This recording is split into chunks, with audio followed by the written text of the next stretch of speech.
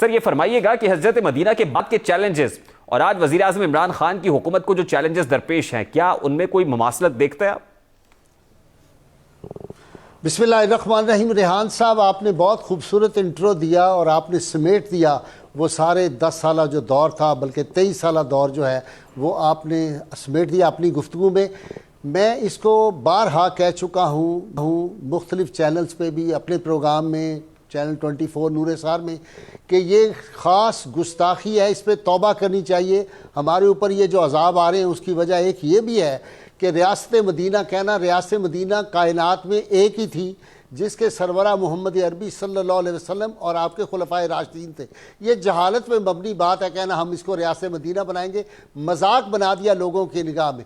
ریاست مدینہ کون سی ریاست تھی کہ 274 مربع میل وہ روز پھیلی ہے 10 سال کے عرصے میں، اور وہ نئی قائم ہوئی تھی، یقیناً مشکلات تھیں، پوری دنیا ان کی دشمن تھی۔ یہاں تو 75 سال ہو گئے یہ ریاست بنے ہوئے، اور یہ ریاست جو تھی بجائے بڑھنے کے یہ کم ہو گئی۔ ریاست مدینہ وہ تھی جہاں رحمت کونین صلی اللہ علیہ وسلم کے چچا جان حضرت عباس کہتے ہیں مجھے فلاں جگہ اپوائنٹ کر دیں، آپ نے فرمایا میں آپ کو آپ کے نفس کا حاکم، اپنی جان کا جو ہے وہ بناتا ہوں آفیسر، آپ کو میں اپوائنٹ نہیں کروں گا۔ وہاں کوئی یہ جو فیورٹزم کی کہیں بات نہیں تھی۔ اور یہاں پہ تو جو نااہل لوگ ہیں ان کو پکڑ کے، میں نام نہیں لیتا، صوبائی سطح پہ آپ دیکھ لیں لوگ مذاق اڑاتے ہیں کن لوگوں کو بنایا ہوا ہے۔ آپ اسلامی نظریاتی کونسل کے ممبران کو دیکھیں، شرم آئے گی آپ کو۔ آپ دیکھیں یہ جو رویت ہلال کمیٹی کا چیئرمین پاکستان کا سب سے پڑھا لکھا دین تھا، اس کو ہٹا کے کس کو لگایا ہے؟ ناخواندہ لوگوں کو ایسے مناصب لگائے گئے۔ بنی اسرائیل تباہ کیسے ہوئے تھے؟ رسول اللہ صلی اللہ علیہ وسلم فرمایا وہ نااہل لوگوں کو جو تھے مقرر کرتے تھے۔ قرآنی حکم کی خلاف ورزی ہو رہی ہے مسلسل۔ قرآن میں حکم ان تعدوا الامانات الی اہلھا، امانتیں جو لوگ اہل ہیں، جو کمپیٹنٹ ہیں، ان کے سپرد کرو۔ پاکستان میں نااہل لوگوں کو جو ہے امانتیں سپرد کی جاتی ہیں۔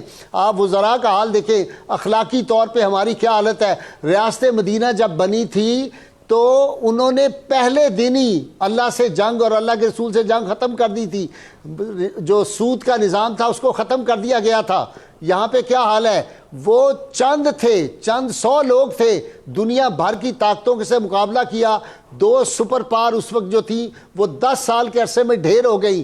کس لیے؟ ان کے کردار کی بلندی تھی۔ یہاں وہی لوگ جن کو کل تک حکمران کہیں یہ ڈاکو ہیں، یہ چور ہیں، میں ان کو چپڑاسی نہیں لگاؤں گا اقتدار میں آ کے، میں گورنر ہاؤس ختم کر دوں گا۔ یہ جو ہزار کنال پہ محل بنے ہوئے ہیں، 3 ہزار کنال پہ محل ہے، اس کو ختم کروں گا۔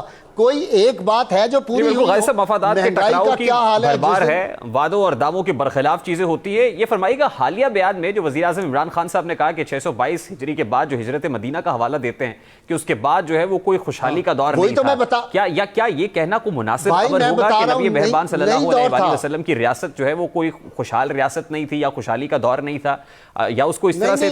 وہ تو بڑی خوشحال ریاست تھی، وہ تو بڑی خوشحال۔ وہاں رات کو بہت کم عرصے میں دیکھیں نا، یہاں 75 برس ہو گئے، ابھی تک لوگ بھوکے مر رہے ہیں۔ آپ دیکھیں مہنگائی کتنی ہو گئی۔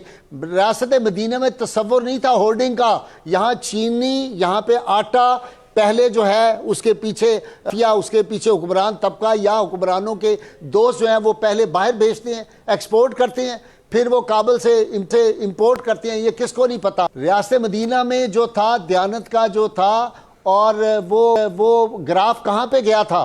پوری دنیا ان کی دیانت کی مثالیں، اس میں ہر شخص جو تھا امانت دار تھا، دیانت دار تھا، صادق و امین۔ پیغمبر صلی اللہ علیہ وسلم کے ساتھی بھی صادق و امین تھے۔ یہاں ساتھی کون ہے؟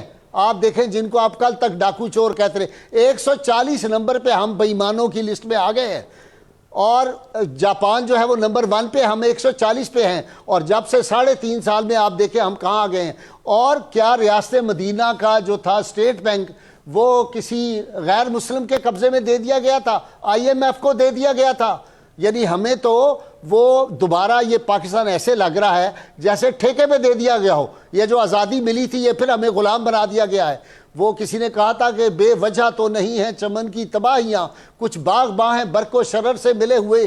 کتنی مہنگائی ہو گئی۔ آپ دیکھیں پیٹرول کتنا مہنگا ہو گیا، آپ دیکھیں یہ جو ہے گیس کتنی مہنگی ہو گئی، غریب آدمی کے چولہے بجھ گئے، لوگ رو رہے ہیں۔ ناکامیوں کا ملبہ نظام انصاف پر ڈالا جاتا ہے، کچھ چند عناصر کے اوپر ڈالا جاتا ہے، ایلیٹ ریاست کیپچر کی بات کی مدینہ کا جاتی لفظ ہے۔ نہیں کہا جا سکتا ریحان، میں دوبارہ عرض کروں، ریاست مدینہ ایک ہی تھی۔ ریاست مدینہ وہ تھی جس میں سربراہ مملکت کو شہد کی ضرورت پڑ گئی تو انہوں نے پورے مسجد نبوی میں سارے لوگوں کو بلایا، ان سے اجازت لی کہ مجھے حکیم نے کہا ہے شہد تو میں شہد استعمال کر لوں، میں اپنے وسائل سے شہد نہیں خرید سکتا۔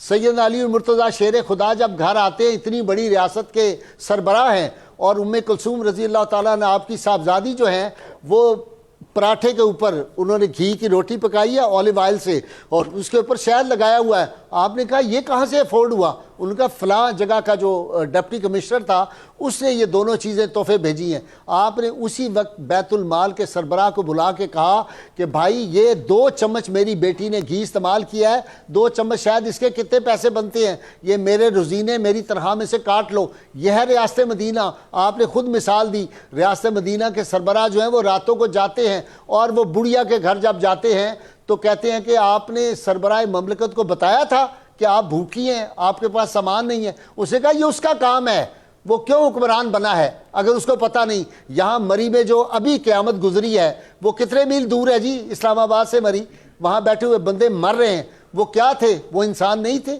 اس طرح کہ آج کل جو ہے ہمارے فوجی شہید ہوئے ہیں 10، یہ کیا لا اینڈ آرڈر کی سچویشن ہے؟ کرپشن ہے، کرپٹ لوگ حکومت میں ہیں، نالائق لوگ، نااہل لوگ۔ آپ باقی تو چھوڑیں، میرا لاء سے بھی تعلق ہے، آپ لاء آفیسر کی لسٹ ان سے لے لیں کہ وہ کس طرح فیورٹزم، کس طرح نالائق لوگوں کو بھرتی کر لیا ہوا ہے، آپ حیران ہو جائیں گے۔